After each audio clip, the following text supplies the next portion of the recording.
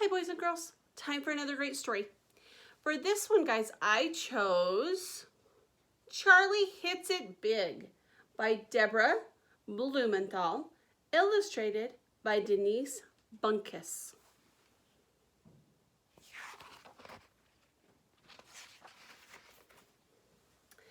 When Sophie woke up and went to feed her guinea pig, she was in for a surprise. Charlie wasn't there.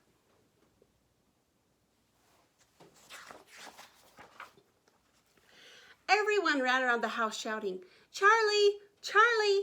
Charlie!" Nothing. Not a squeal, not a squeak, nothing but a note.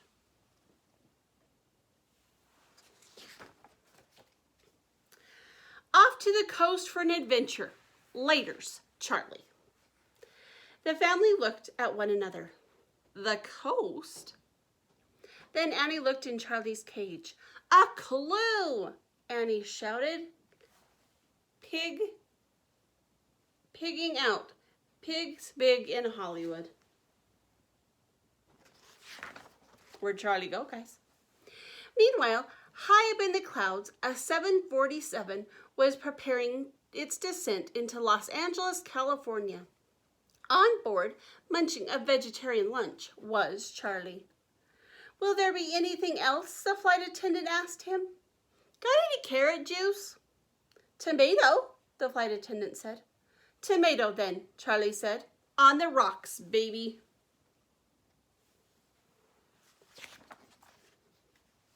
At the airport, Charlie got a taxi. "Where to?" "Hollywood," Charlie said, rubbing his paws together. After checking into a hotel, Charlie boarded a tour bus.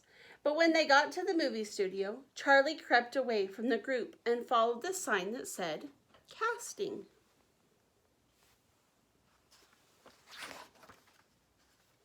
After waiting in a long line, Charlie was given a paper with words to read. For the part of the movie, Charlie had to pretend that he was a man with a broken heart. With his eyes filled with tears, Charlie stared into the camera. Dropping to his knees and pounding his paw against his heart, he cried, "Find room in your heart to love a beast like me again, and I will make you the happiest woman alive." "Cut," said a man wearing a beret.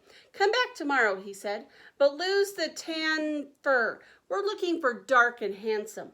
"No problema," Charlie said.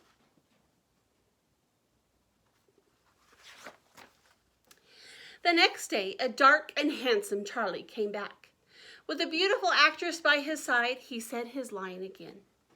"Find room in your heart to love a beast like me again, and I'll make you the happiest woman alive." "Cut," shouted the director. "You got the part.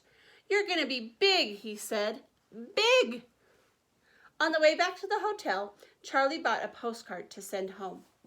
"Dear Sophie, look for me on the big screen. What a life. Charlie," says to Sophie at home.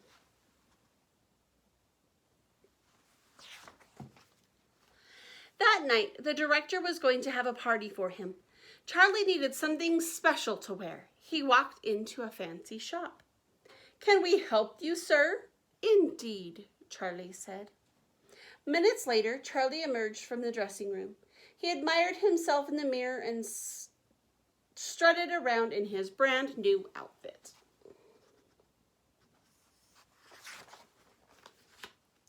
Now it was party time. There was a long buffet table with all kinds of good things to eat. This was the moment he'd been waiting for. Charlie's mouth was watering. "Fruit and nut buffet. Where's the fruit and nut buffet?" It had to be there. It was a party for him. Charlie searched the table. Nothing. Not a sesame seed. Not a pumpkin seed. Not even a speck of dried fruit. He settled for a salad.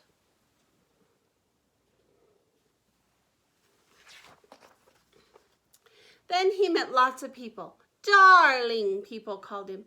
"Mi amor." They hugged him, they winked at him, blew kisses in the air, and plumped his jaw up and down.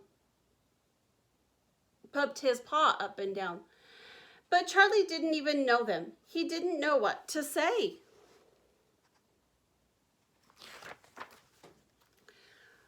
Photographer snapped his picture over and over until he saw spots in front of his eyes. The room was so crowded that people were crushing him and stepping on his little feet. Charlie felt as though he couldn't breathe. Everyone loved him. He had new clothes and a tummy full of salad, and he was a big pig in Hollywood. So why did he feel afraid and lonelier than ever? He dropped to the floor and crawled to the door.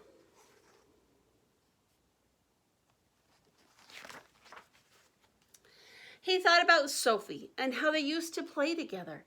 He thought about how he used to sit in her lap while she fed him baby carrots and scratched his neck until he fell asleep. He thought about being home again, in Sophie's room, without any pushy people. Grand opening, pet food emporium, fruit and nut buffet, buy one, get one free. And how could he not think of the pet food emporium opening in their own town, with the ad that said, fruit and nut buffet, buy one, get one free.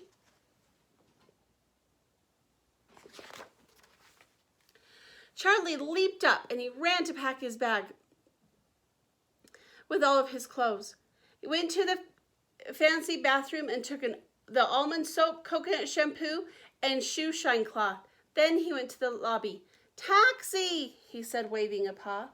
Hours later, he was back in his small hometown. When he got to his front door, he knocked and knocked. No one answered.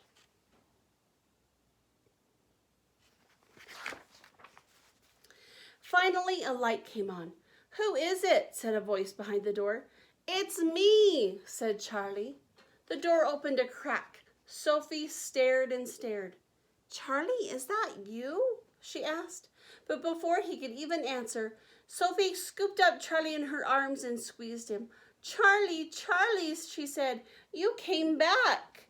Yes, Charlie said, dropping his head onto Sophie's soft shoulder.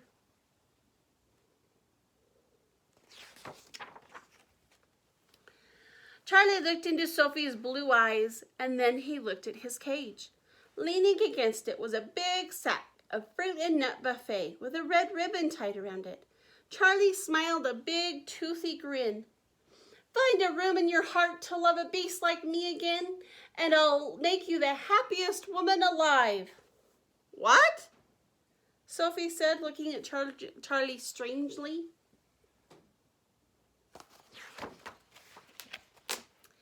That's Hollywood talk, Charlie said. Forget about it.